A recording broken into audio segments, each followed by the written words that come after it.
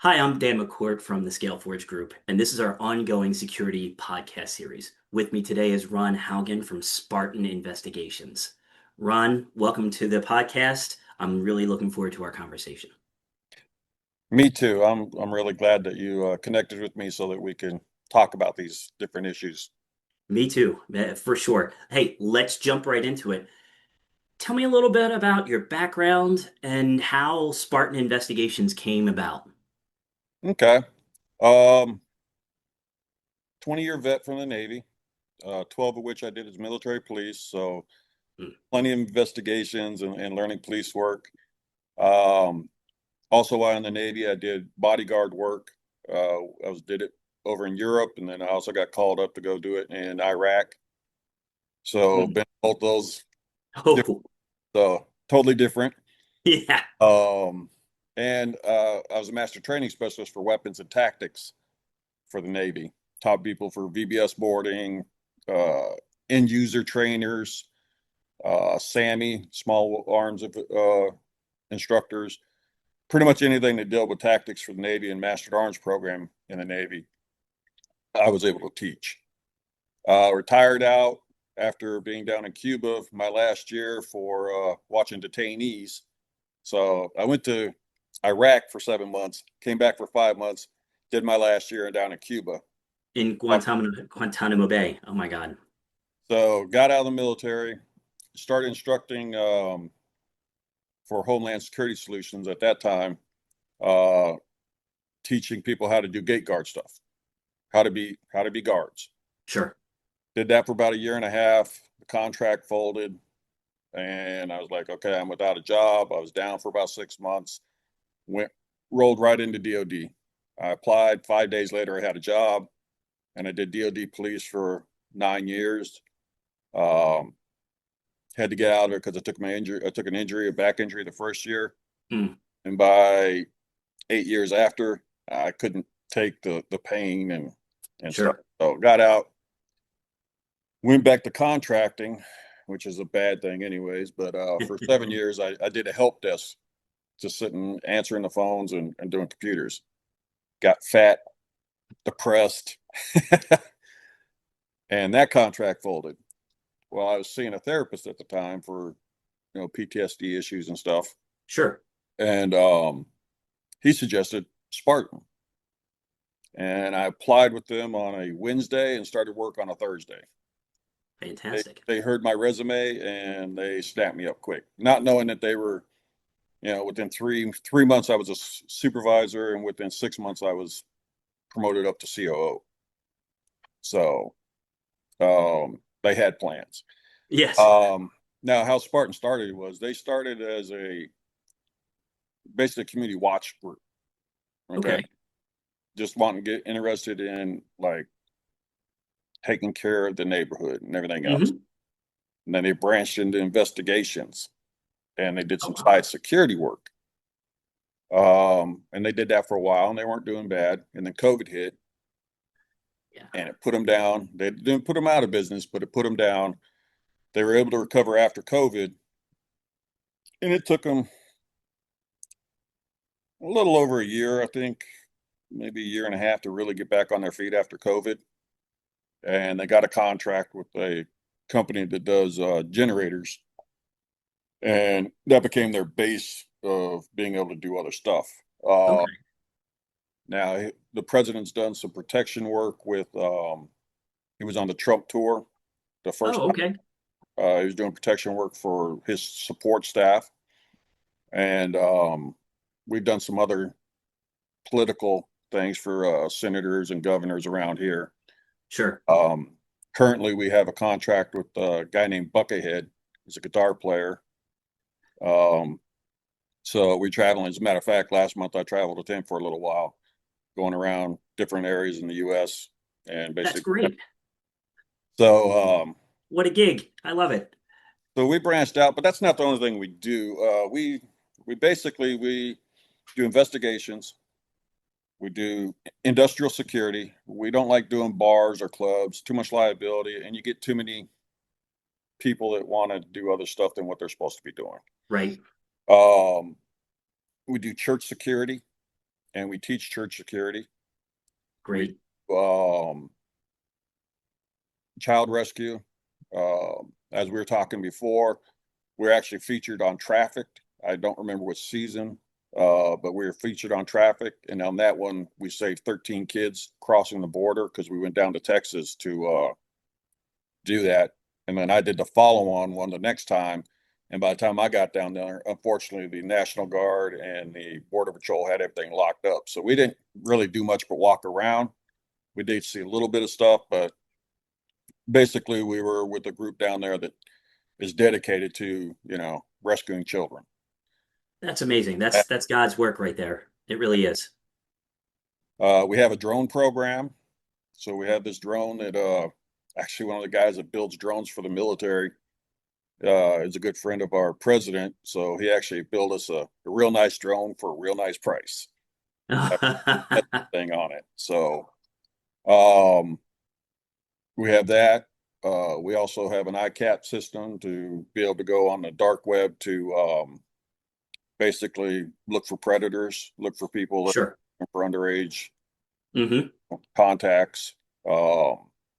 So we do that, and we have opened up a schoolhouse. So for training new people. That's what a footprint. What geography does Spartan cover right now? Um, we're just mainly Virginia.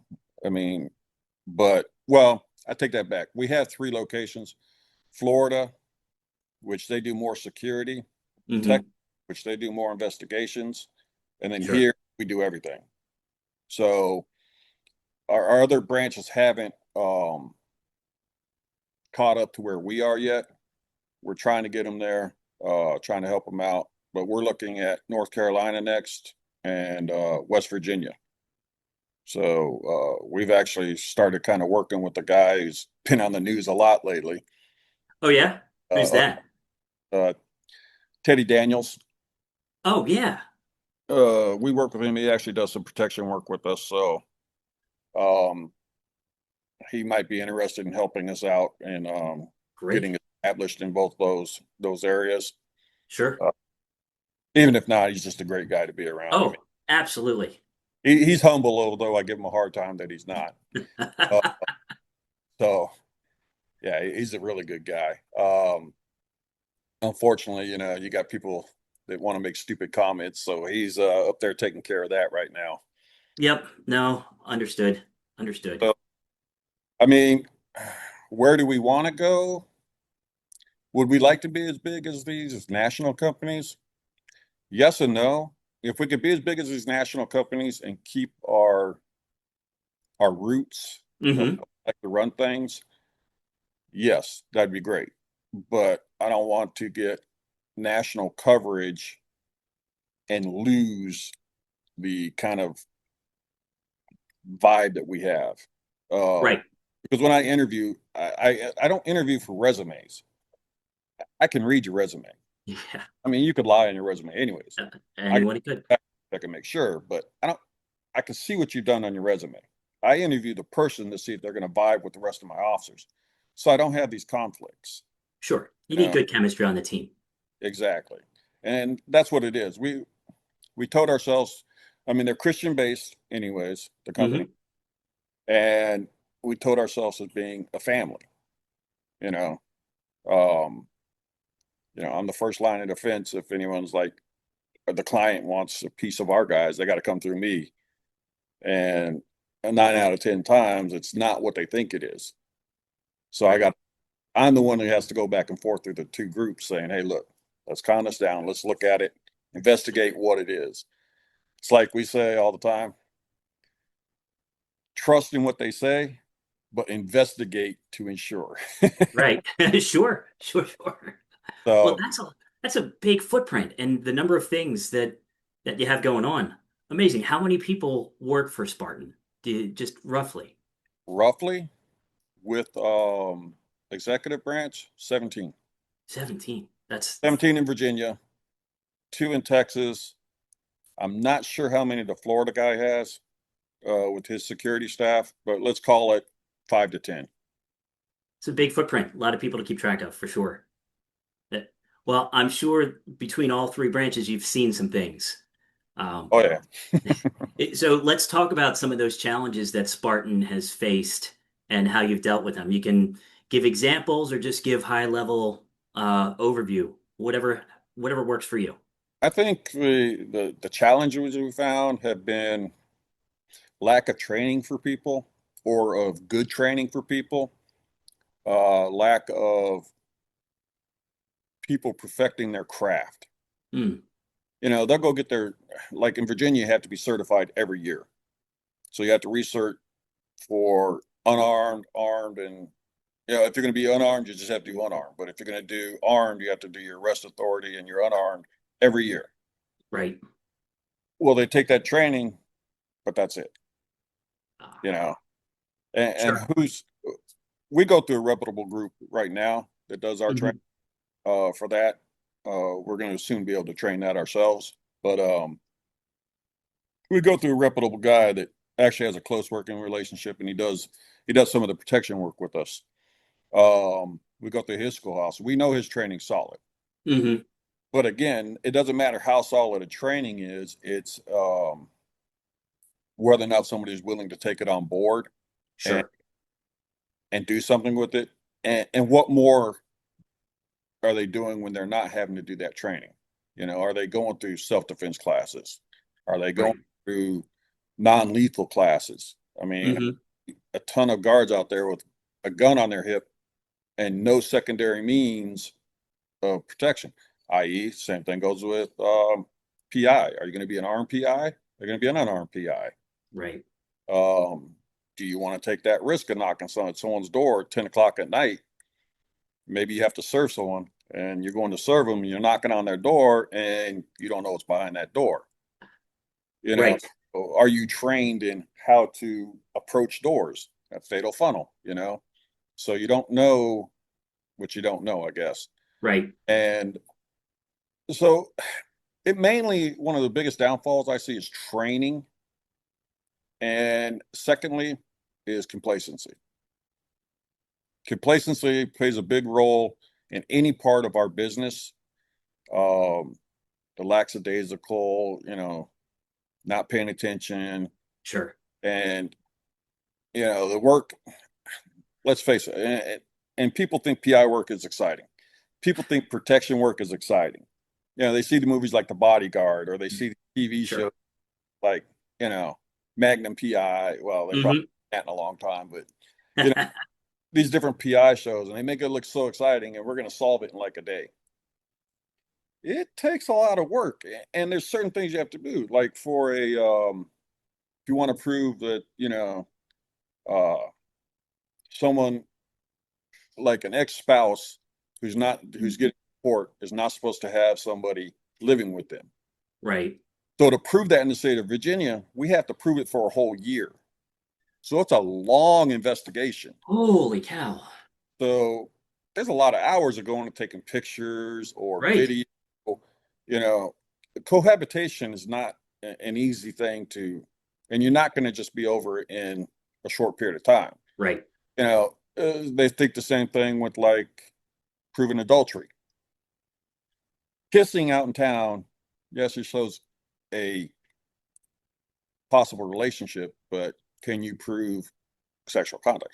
And I Right. think, we're going to go up to a window and snap shots through the window or put a camera under the door. Look, we have to follow the same laws as everybody else. And, I'm not trespassing to prove that your ex that you're already divorced from is sleeping with someone else. That's Right. not going to happen. Uh, I have to follow the same laws as everybody else. And I just, and the bad thing, if I'm armed and I'm trespassing, now it's That's a felony. problem. Yeah, that's a problem. Well, so I So, take it that Spartan has, to meet some of these challenges, Spartan has an elevated level of training for the employees that do train in unarmed combat, or do you have preference for people who have um, those skill sets? well, here's what I'm kind of doing on it is I was doing it for a little while and then I had to stop because I just didn't have enough people coming. I took it upon myself to, on our off day, to do a voluntary training. I might train weapons retention or de-escalation Sure. or control holds or defensive strikes, Hmm.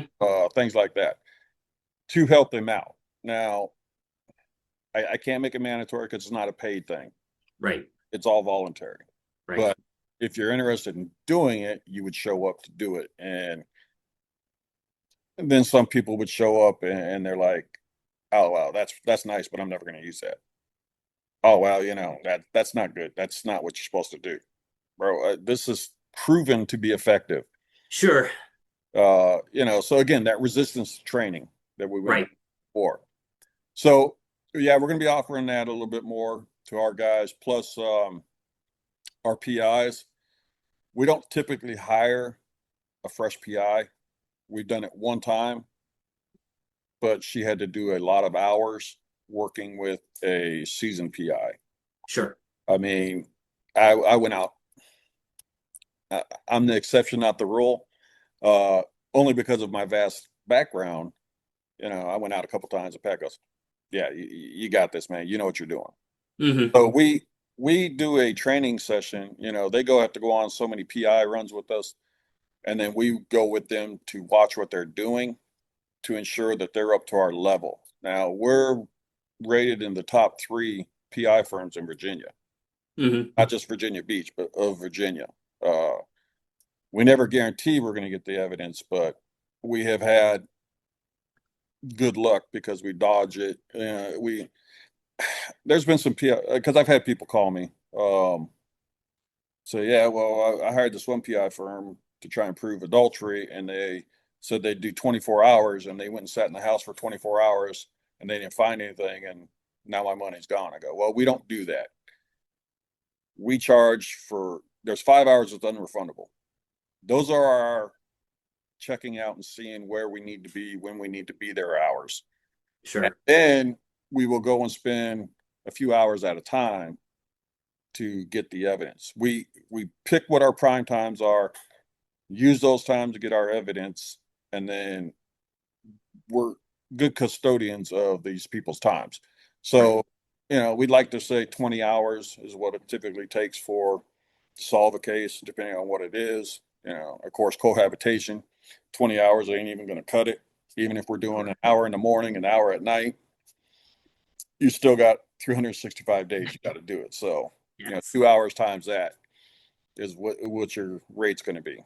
Of course, we give discounts to first responders and military because they served us, and we're veterans Sure. ourselves. Um, so it's trying to be a good custodian and not just take advantage of people. Now, if we have to go a couple hours over and not charge a person, we've done that. Sure. We're so close to finishing, and the person really needs this information. We've done freebies before. I mean, just to make sure that we have a good client relationship. Uh, Sure. it's you got to. I guess is knowing how to read people. Right. Now we do have people that call us with ridiculous things. Can you break into my son's phone and see what he's been doing? No, I can't. No, that's illegal. Yeah. Yeah. Well, it's in my name. Okay. Well, then you can go to the phone company and you can get a list of everything he's been doing. Right. Can you get into this computer? Because I think my boyfriend's been watching while I'm out. No, I, Yeah. there's privacy laws. Well, Right. what if I tell you? What if I bought the computer? Did you give it to him? Yes. Then it's his computer. Right. Well, it sounds like your Spartan's professionalism is being noticed, and some professional organizations are recognizing that and bringing you in. Do you want to talk about that a little bit? Yeah.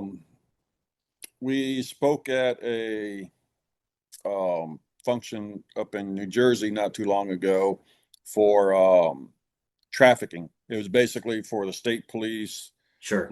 cops. We had people from Connecticut, Rhode Island, New York, New Jersey. I think there was a couple from PA that came Okay. up. All officers, detectives.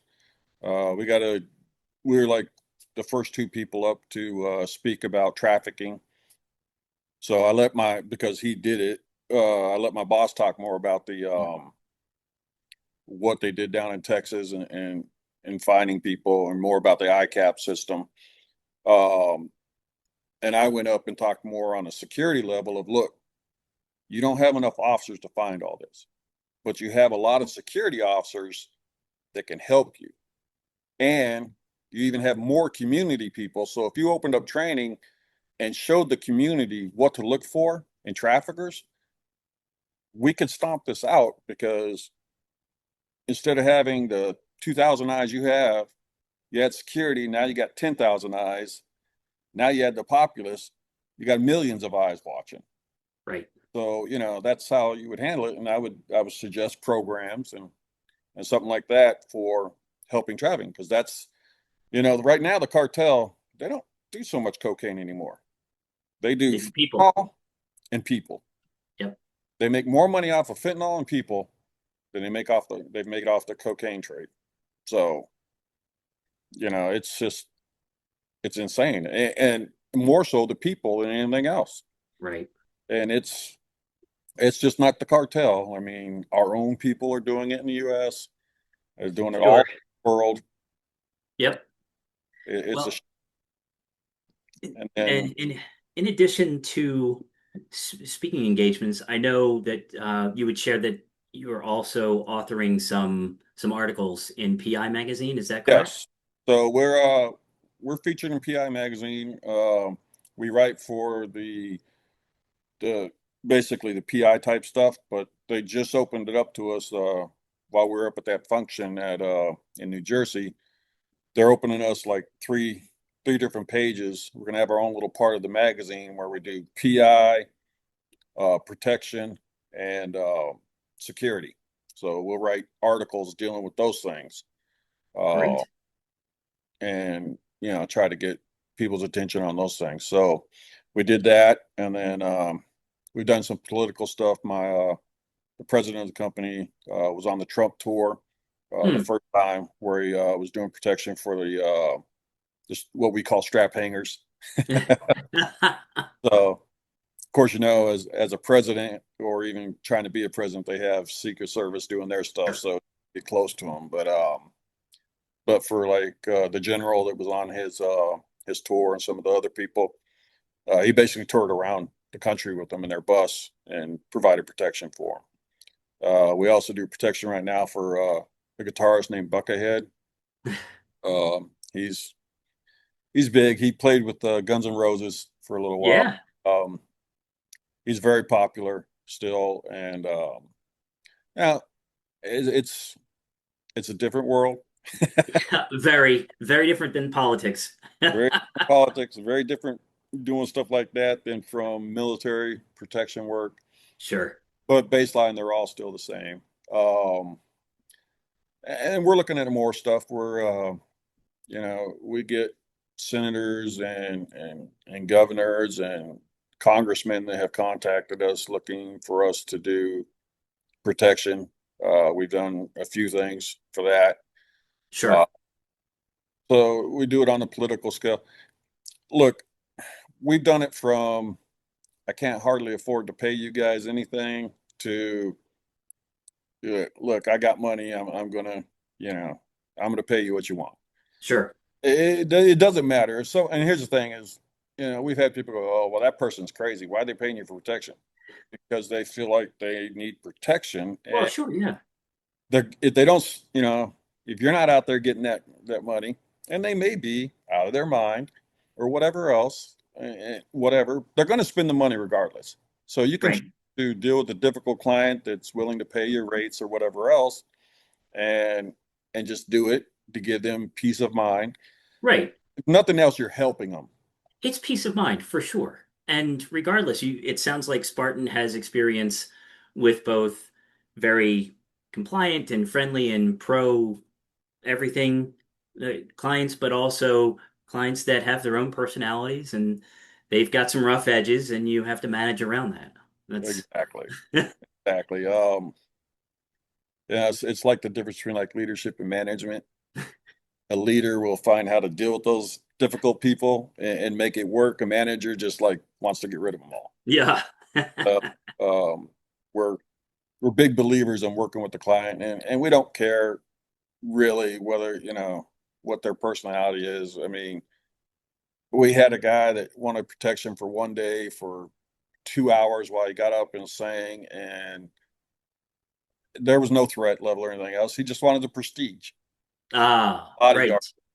right. I And there's that out there too.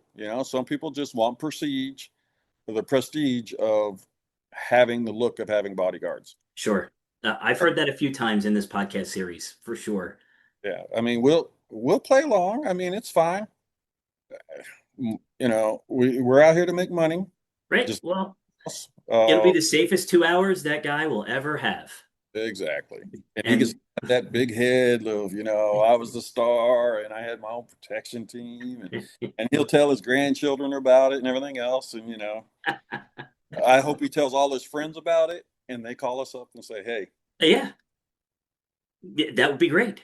I mean, he did call us back and say, hey, look, you guys are great, and I'm going to use you again in the future.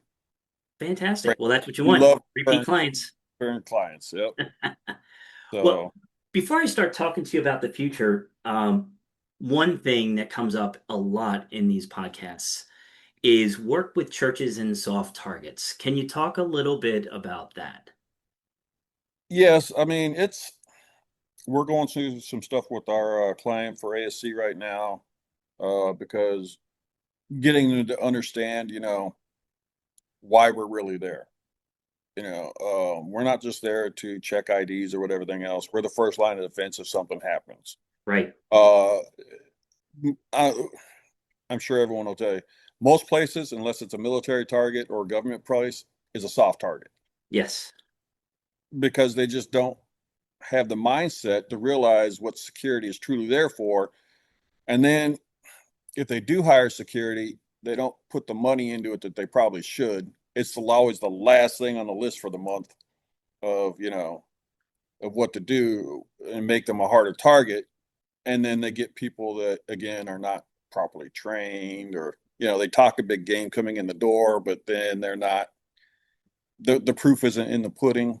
I have a little love me book show all my training stuff, um, and I've been through a ton of it. I mean, one of my biggest ones is I went down to FLETC for physical security.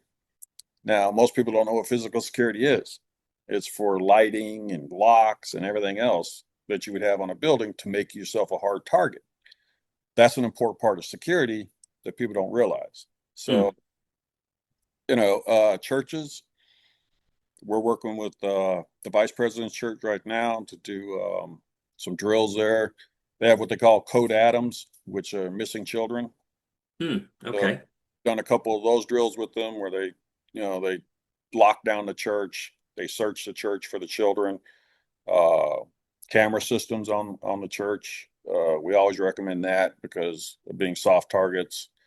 Um, we have his church, we have one armed guard that's in uniform in one of Right. our uniforms, and then we have a few people that are on the security force that are volunteers.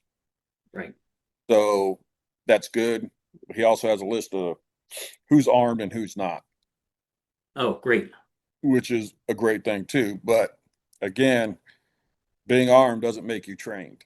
Nope. Um, so that's one of the things we really hope. And he's got a podcast himself out on it, for church security. His name is Preston Hawker. If you went on uh, YouTube, you'd be able to find him.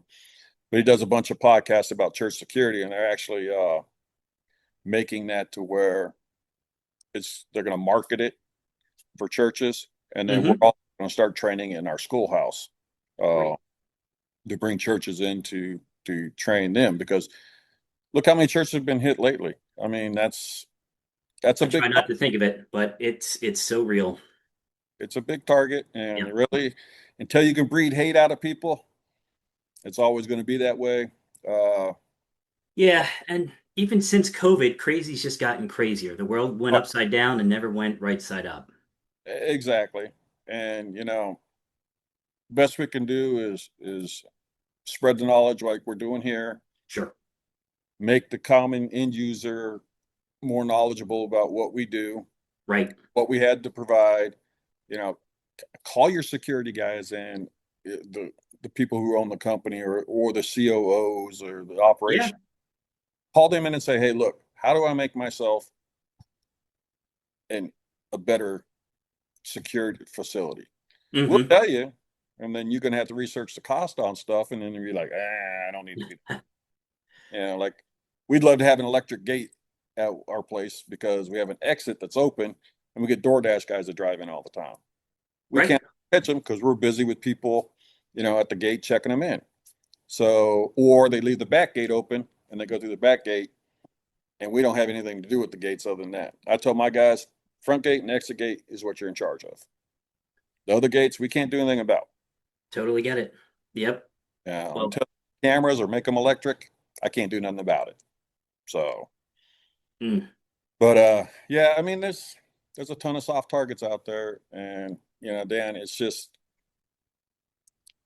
until we can get it through people's mind. And here's the thing: is it requires our security people to become more professional yes.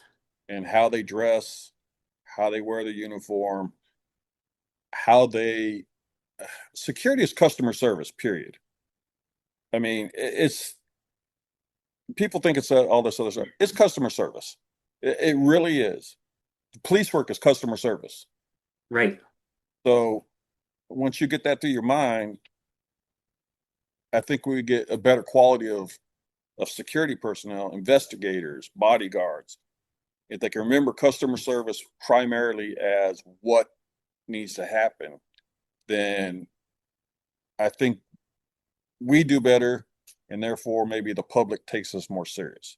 Because right now, police Yeah. officers don't take security. So there's an old saying when I was a cop: if you see a young security guard, that's a wannabe.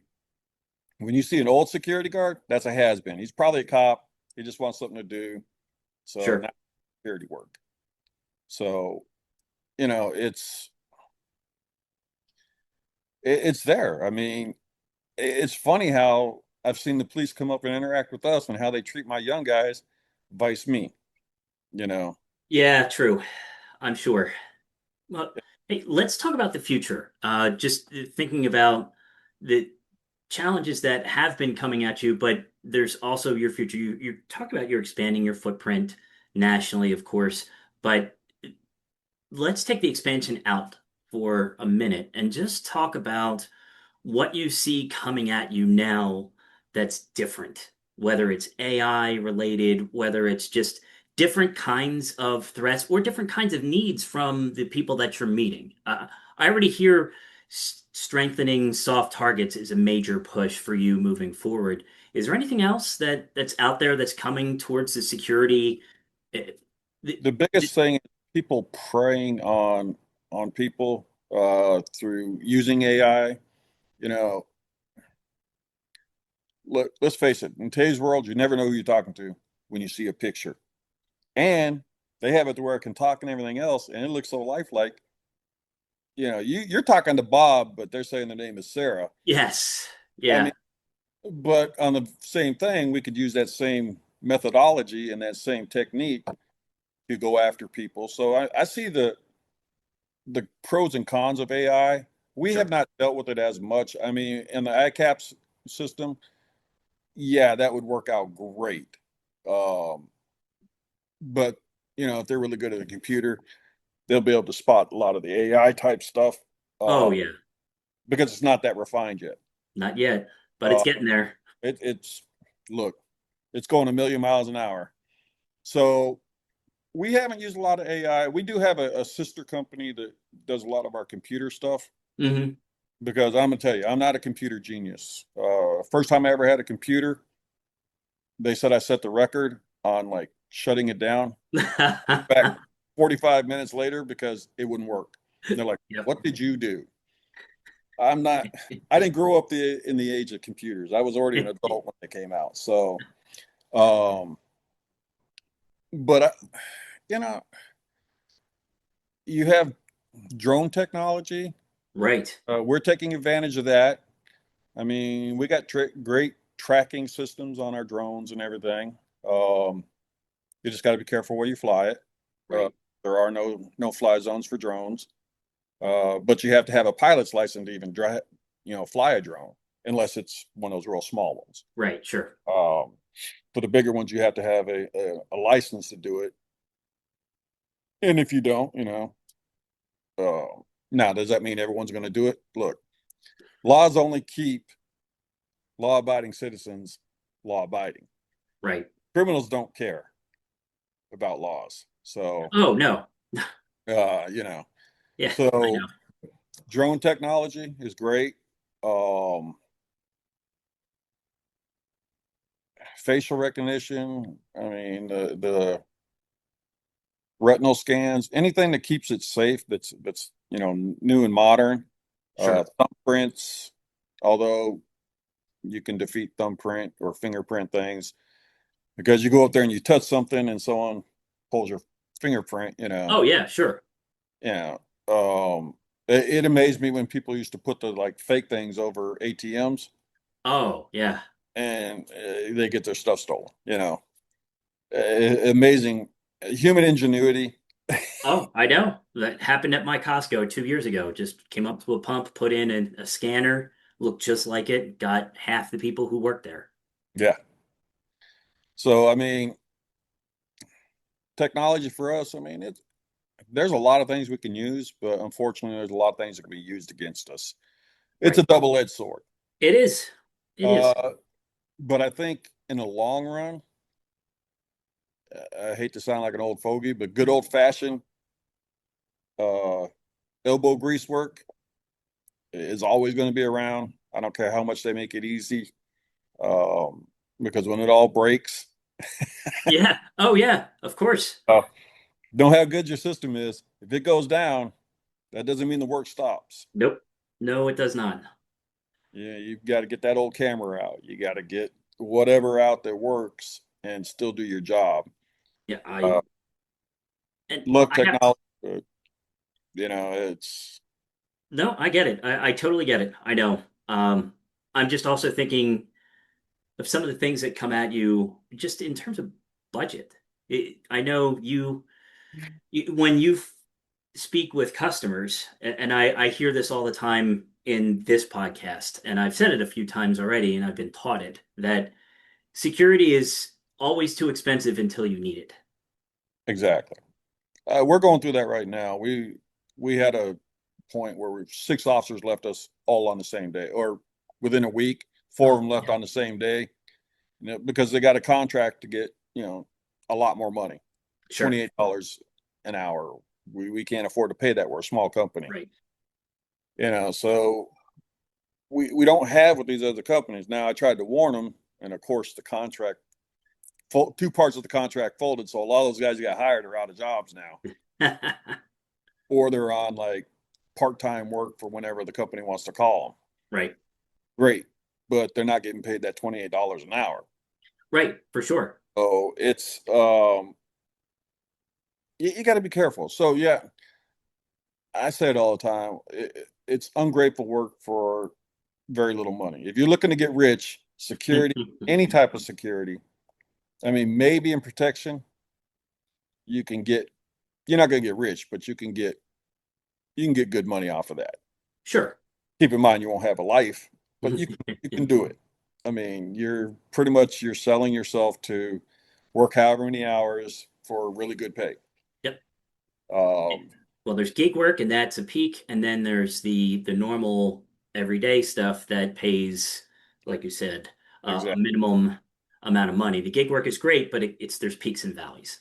exactly. So, yeah, pay is a big hurdle, because with that, contract pays so much, but you have to have insurance isn't cheap.